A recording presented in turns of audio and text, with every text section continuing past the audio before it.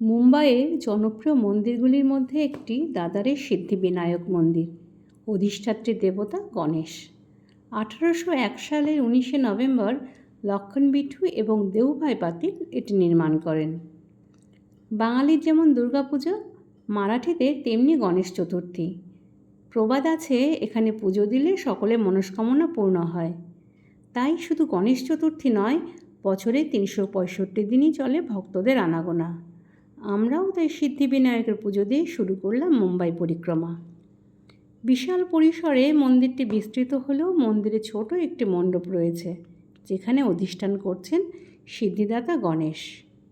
গর্ভগৃহের কাঠের দরজাগুলিতে গণেশের 8টি রূপ খোদাই করা আছে। গর্ভগৃহের ভেতরের ছাদ সোনা দিয়ে মোড়ানো। পাশে একটি হনুমান মন্দিরও আছে। মন্দিরের বাইরের অংশে আছে একটি গম্বুজ। এটি সন্ধেবেলায় বিভিন্ন রঙের আলোতে আলোকিত হয়। চলুন এবার ঢুকে পড়ি পুজো দিতে। মন্দিরে মোবাইল, ক্যামেরা সবই নিয়ে যাওয়া যায়, তবে গেটে সিকিউরিটি চেকিং হবে। পূজার সামগ্রী আপনি গেটের বাইরে থেকেও নিতে পারেন, আবার মন্দির চত্বরের ভেতরেও পাওয়া যায়। এখানে পান্ডাদের কোনো ব্যাপার নেই। কেউ আপনাকে নিয়ে গিয়ে পুজো দেওয়াবে না, আপনাকে নিজেই সব করতে হবে। তবে সিকিউরিটি আপনাকে প্রয়োজনে গাইড করে দেবেন। এখানে 2 ধরনের লাইন দেখা যায়, একটি দর্শনের আর একটি পুজোর। দর্শনের লাইনে দাঁড়ালে আপনাকে দূর থেকে ঠাকুর প্রণাম করতে হবে, মূল বিগ্রহের কাছে যেতে পারবেন না। এখানেই যত কনফিউশন তৈরি হয়।